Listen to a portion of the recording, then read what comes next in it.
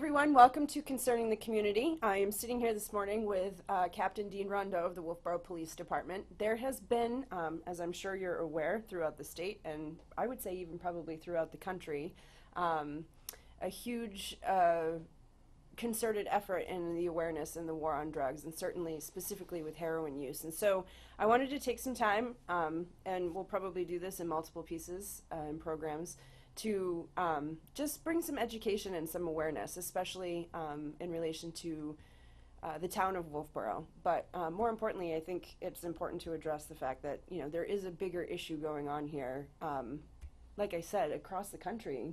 Not even just true. Specific to the state. I mean, we can stay specific to the state, but so I invited Captain Dean Rondeau here this morning to kind of talk a little bit about that. So thank you for being here. Oh, my pleasure. First Thank of you. all, Thank you for inviting me. We were talking earlier. So you were saying this kind of kicks off like years and years ago. It did. The this whole thing really, in the if you will, for lack of a better term, and if you pardon the hyperbole, the epidemic that we're in with this heroin usage.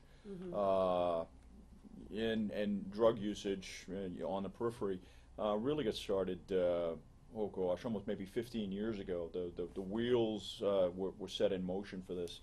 And I saw it. I was working, I was a patrolman at that time. I was working the road an awful lot, and so I could see it. And in fact, I was one of the early guys that was starting to pound the drum and sound the warning clacks and saying, hey, we've got a real problem here.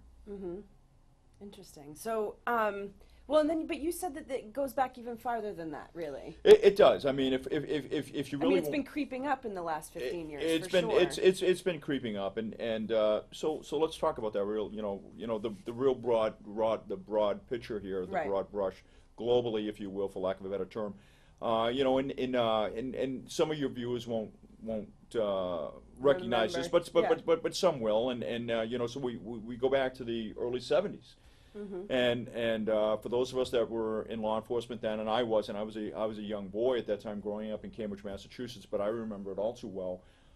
We had a huge problem with drugs, and specifically with heroin. And I think many for the same reasons. We had that problem in '73 and '74 and '75, and for the same reasons that we have it today. And I'll talk about that here in a minute. But in 1973, President Nixon held a White House Council on Youth, and he brought a lot of prominent young people. Very bright students, young men and women from our nation's high schools as well as our nation's colleges together for a youth council. And one of the questions they were asked to delve into is, what is contributing to the drug usage in the United States, and why do we have this problem, and so forth and so on. And I think a lot of that, a lot of the answers that came out are apropos today. They talk about disenfranchisement.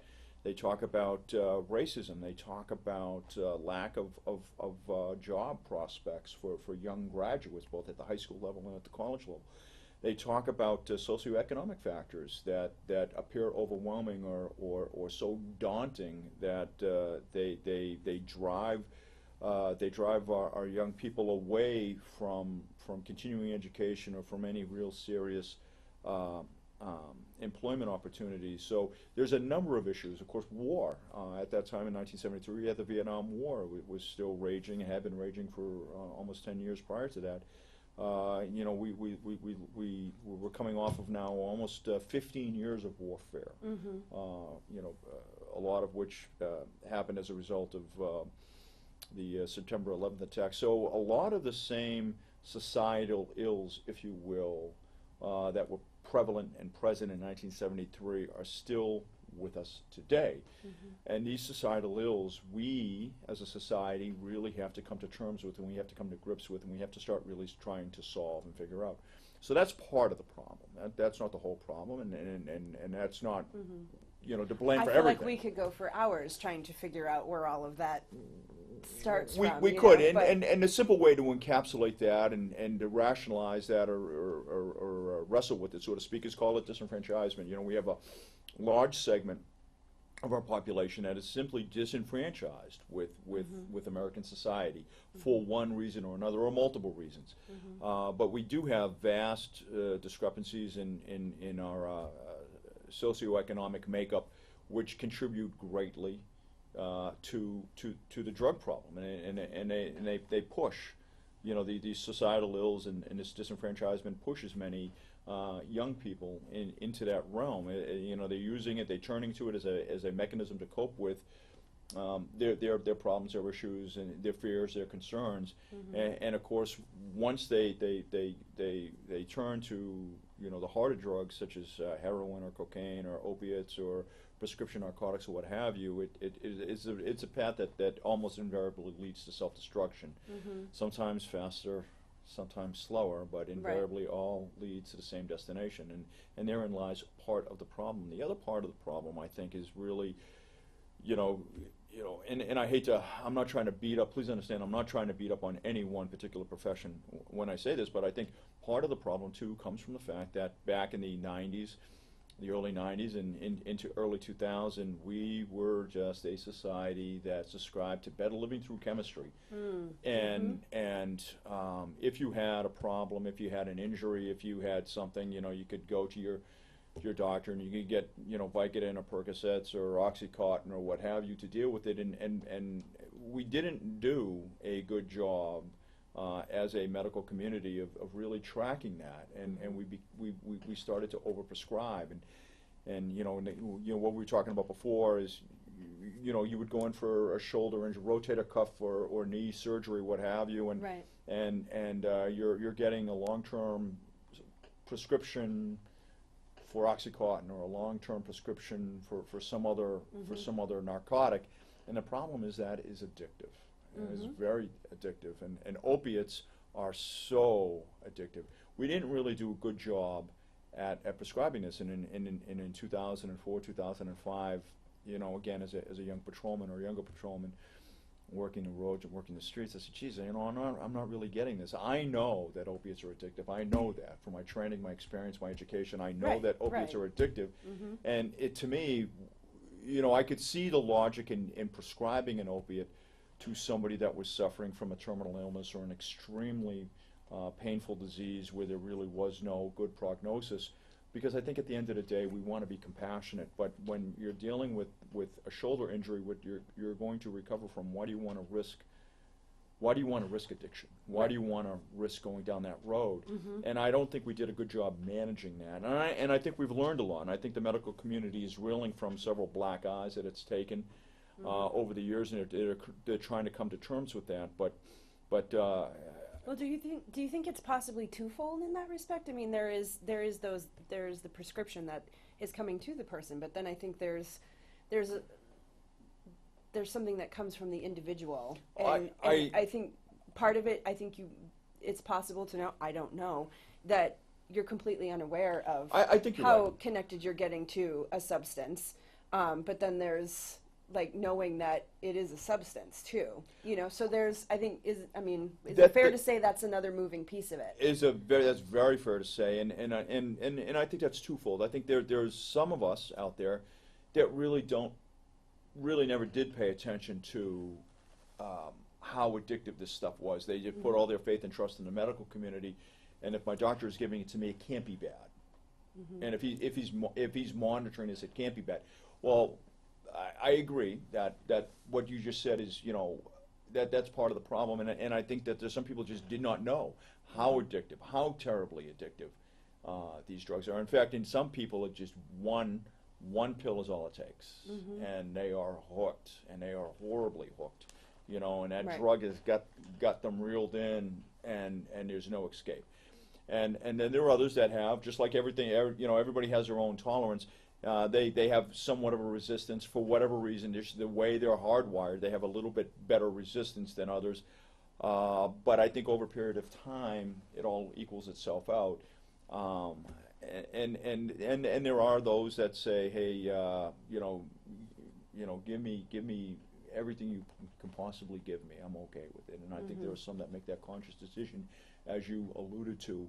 And again, it all contributes to the bigger problem. So we really do have I think, you know, if you will, for lack of a better term, two different paths to this problem that now faces us in 2015 and beyond, because this is not something, and this is something I want to make sure that everybody is understanding. In the words of the Chief of Police of Bartlett, we are not going to arrest ourselves out of this heroin problem. This isn't going to happen. And this is not wholly a law enforcement problem. This is a whole of society issue.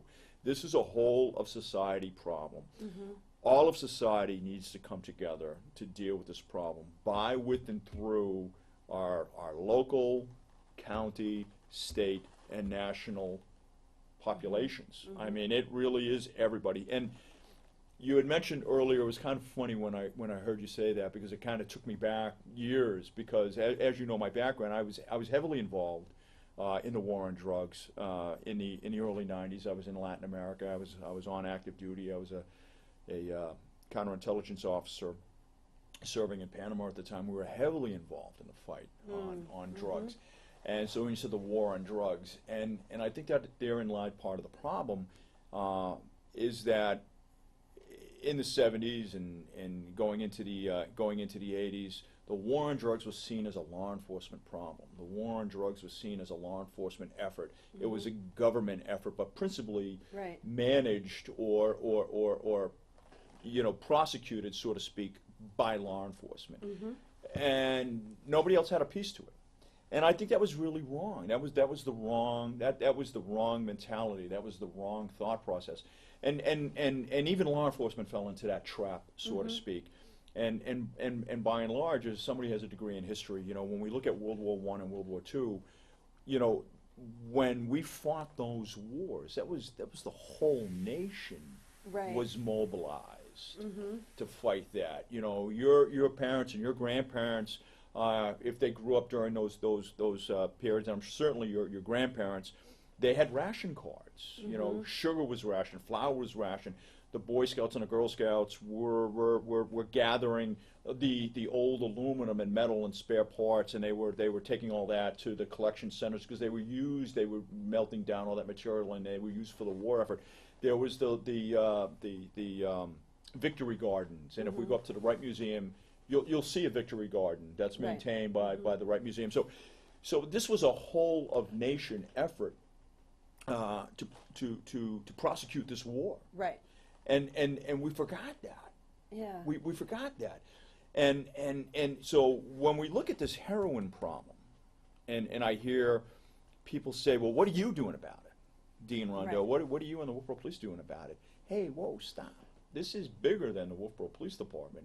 Ever will be. You have a part in it, but it's... We have a part in it. There's a bigger piece. But there's a lot bigger piece. And the bigger piece, I think, you know, when we look at this and we look at how to get at the problem of we have this problem of drugs and drug abuse, you know, and we can put heroin in there as a part of that problem, a big part of that problem, but we have this problem over here of drug use. There are three lines of effort that get at that. We have the line of effort, which is prevention/education.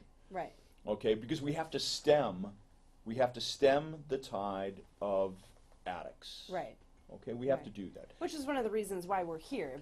I'm just, you know, trying to bring education and awareness that this is. That's right. This is not just. This starts in the home. This is not just and it's not just something that the news is holding on to right now. This starts at the home. Real. It's very real. It is. This starts at the home. Prevention and education. It really starts. It starts at the home. It's in the schools, it's in the churches, it's in your community, your community groups. Everything that we start doing from this point forward has got to be, hey, drugs are bad. They're bad for you. They're bad. Recreational drugs are bad. It's not good. It's not okay. And these permissive and semi-permissive attitudes that society has had about drug use is leading to this bigger problem. So prevention and education is one line of effort. Another line of effort is treatment, because we have to treat the addicts that we have, because we recognize, in the Wolfboro Police Department recognize that when you're an addict, this is really a disease at this point. You can't cure yourself. You cannot. It is impossible, especially when you're hooked on something like Oxycontin or methadone. Or some other prescription narcotic. It is just too powerful. Okay, and in many respects, Oxycontin, especially Oxycontin and methadone, are a lot worse than heroin. A lot worse than heroin. These are not safer drugs in that respect. In terms of addiction, they are tremendously difficult to get off of. And I would even argue that one never gets treated. And this is another misnomer I hear. Oh, well, if he's an addict, he just goes to treatment and he'll be fine. Well, no, that's not the way it works. When you go to treatment, if treatment is successful, and that's a big if it's successful, you wrestle with this problem for the rest of your life. You are never cured. It's not like you have a cold and 14 days later, after it works itself through your system, you're fine and you go about your studies or you go about your business or you go about your profession and you're fine. Oh no, not with drug addiction on an opiate. Right. Okay, There's it doesn't. mental, physical. Oh my gosh, Yeah, it's horrible. yeah. And when you listen to these young men and women that have successfully gone through treatment, they will tell you that they struggle with this addiction daily. Daily, they are fighting the cravings, they're fighting the urges, and over time it gets a little bit better, and there is hope. But it is something that is really with them for the rest of their lives, and that's what is really dangerous about these drugs, about heroin, about opiate addiction specifically. And the third line of effort, I think, is law enforcement. I think law enforcement has a piece, the piece that you spoke about. I think it's it's our job to get the drugs off the street, and we are really doing that. We're if you've seen the papers and the headlines, especially in the Granite State News and some of the other media sources, this summer alone we've been making drug arrests almost weekly, left and right, taking it off the street, getting it out of the cars, stopping the potential DWI crashes before they occur. So just for, not to go too local yet, because we'll get there at some point, but drug arrests weekly, compare that to a year ago. Can you do that? Or 2 years ago even? Yeah, I would say even a year ago. No, we didn't make them. I think a year ago we were pretty close to making them weekly. 2 years ago we weren't. Yeah. But a better number would be 5 years ago. Did we make these number of drug arrests 5 years ago? No. Yeah. No. So, and while we're on that topic, one of the we're seeing an increase in we're certainly seeing an increase in a lot of marijuana usage.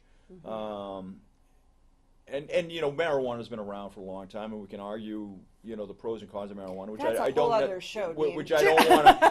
want to do. But one of the things that we're seeing is that we've had a proliferation of medical marijuana that has crept its way into the state from other places like Maine or from Colorado, and then we've seen, of course, the manufacture of what I call a type of synthetic drug.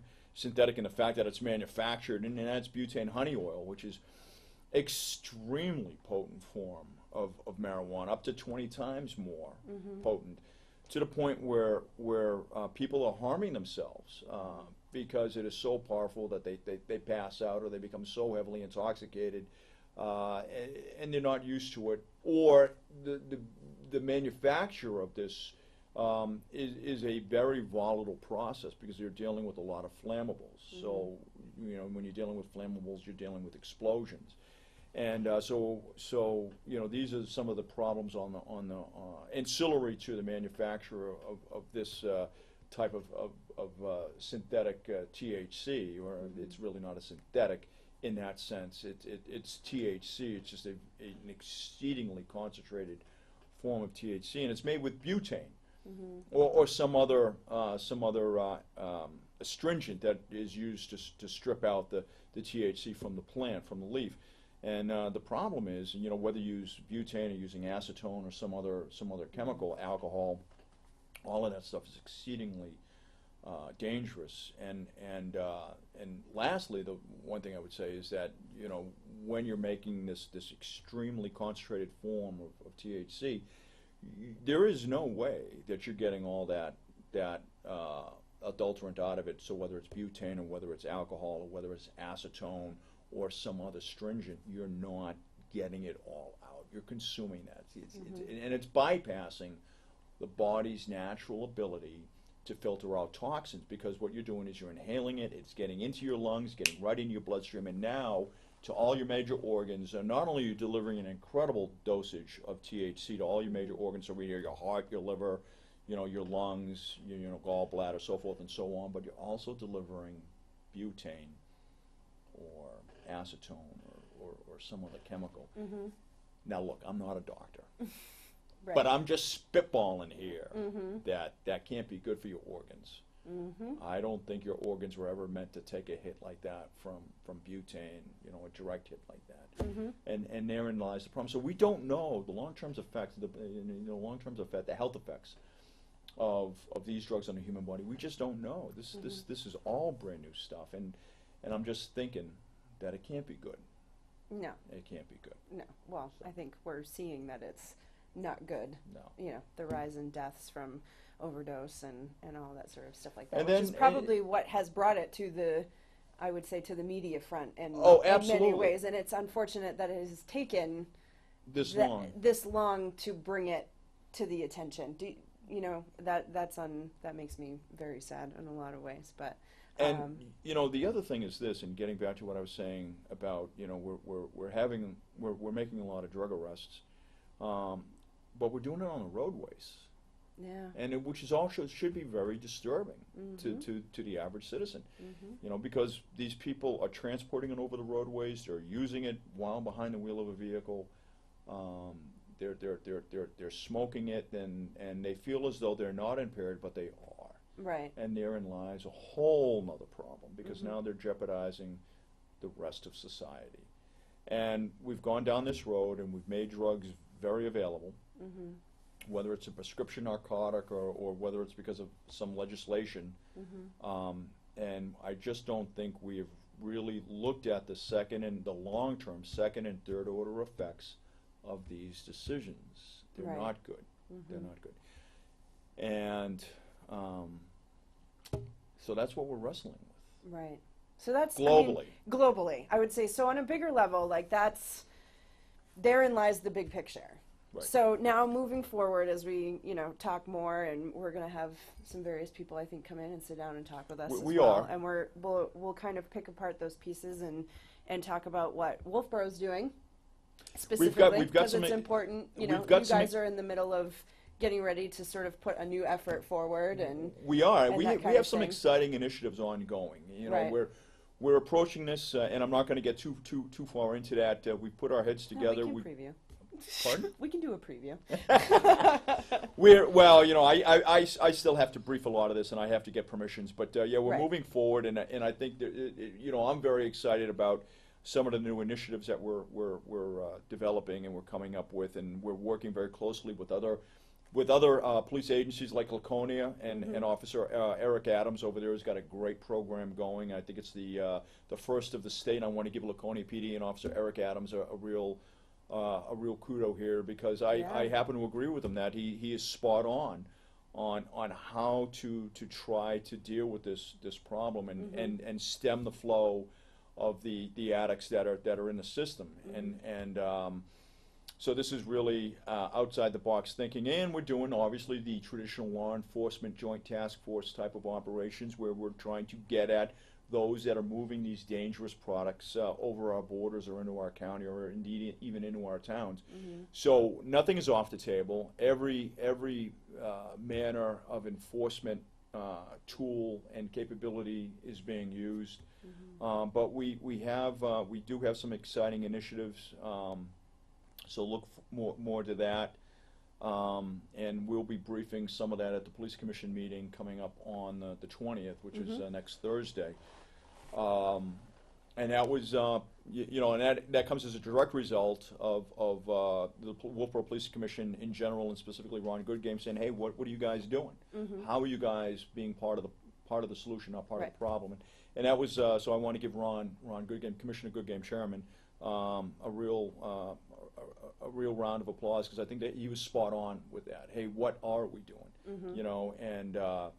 And then Chief and I really took that to task, and we put our heads together, and so that was good. But again, I want to get at and make sure that I certainly underscore this, that this is not wholly a Wolfboro problem. This has got to really. No, it's so much. It is a whole of society issue. It's truly statewide. It's a whole of society issue. It's countrywide. It is. There's just it. Like I feel like we could go on for hours about all of that, but I really just wanted to initially just sort of say like, hey, this is not just something we're going to read about for a few weeks. No, this isn't going away. And then it's going to go away. It's no, really it's not. And people need to understand, and they need to be aware, and they need Absolutely. to know that, you know, there are people making concerted efforts to get it addressed and, you know, do their best. You know, I don't want to say like their best concerted effort, but it's like, you know, actions do need to be taken. You know, education needs to be had, awareness needs to happen, and, you know, all of that, because it already is. It's infiltrated. It's here. It's here. Happening. It's not going away, right? And yeah. this isn't something and new. It's not this has been happen. here. This has been here for a while. Yeah. And we're seeing it now, and it you know, it's kind of funny because, you know, when I was in the military, I used to have a term of endearment, you know, dug in deeper than a Tennessee tick. Mm-hmm. And I'll tell you right now, this problem is dug in deeper than a Tennessee tick. I mean, this is really now ingrained in society, and we have, you know, subcultures, if you will, for lack of a better word. And what I mean is we have these collective cultures that are within Wolfboro, within mm-hmm. Carroll County, mm-hmm. In every town, that are drug subcultures that are, this is how they live. They live for the heroin, they live for the opiate addiction, and everything they do is for one purpose, and that's getting that next hit. Right. And this is what is so scary about it. And I will tell you also, as a police officer, you know, drug use, drug abuse, it's what drives street crime. Right. That's exactly what drives street crime. Mm-hmm. And, you know, I about a year ago or so, actually 2 years ago, when I was investigating the overdose death of a young man in town, right before Christmas of that year, I was up in Conway working with their detectives, following up some leads. And we had this discussion, and I said, hey, what are your thoughts? You know, what percentage of you know, do you think of drug use is driving your crime statistics? And they said, oh, it's easily 90%. Mm. And they were adamant about that, and I really thought that was high. Mm-hmm. I don't think I would have gone that high at that time, but it was an eye opener. It was an eye opener for me, mm-hmm. and but they were absolutely adamant at that time that it was that high, and I was taken back by that response, and we were kind of spitballing, and of course that was their opinions, you know. They were absolutely. I wasn't asking for hard numbers on that, mm-hmm. but that is high. Those mm-hmm. are high numbers, and I think that they are actually now. I think they're right. I mm-hmm. look at the drug spree, or the crime spree we had probably a good 18 months ago, mm-hmm. and how we got at that problem. And at the end of the day, and I briefed this during a police commission meeting, at the end of the day, it was really that crime spree was really being directed by this drug subculture that we had in town. Mm-hmm. And when we started getting at that group, the burglaries ceased. Mm-hmm. And that's a matter of fact. Yeah. So I think what drives your street crime in society, and whether it's bucolic, little Wolfboro, or it's Cambridge, Massachusetts, right. What's driving your street crime is drug use, drug abuse, substance abuse. You know, maybe 3 or 4% of the time, you know, somebody covets that coffee cup, and they have to have that coffee cup, and they mm-hmm. can't live without that coffee cup, so they steal that coffee cup. But I don't think that happens very often. Mm-hmm. Mm-hmm. Well, and I think so. Moving forward, we'll start to, you know, approach more of how you guys are sort of addressing this. Like, obviously, you've just touched on it now, and sort of some past experiences that have brought us to this point. But moving forward, we'll talk a little bit more about what's going on here in town specifically. Excellent. and how we'll have some guests in. Yeah, we'll have you moving forward, and I can't thank you enough. I really think it's important to, first of all, just let people know that, you know, we're in awareness now. Like, it's, you know, I think the wake-up call is starting to come, and it's important to know, you know, where it all stems from and the things you need to be thinking about when you're reading about it in the paper or hearing it on the news or dealing with it in your own life, you know. Right, I would say if you are not hearing the warning klaxon, which is Right. being sounded, you're living underneath Everywhere. a rock. You're living Absolutely. underneath a rock, and you're in Absolutely. denial Yeah. because we have got one heck of a problem. And you know, lastly, let me just say this about the problem. This problem goes across all strata of society. Right. It's not wholly those in the ghetto or those living below a certain socioeconomic level. This problem is right across the whole breadth of society, from the very wealthy to the very poor. And that's what I'm going to leave you with.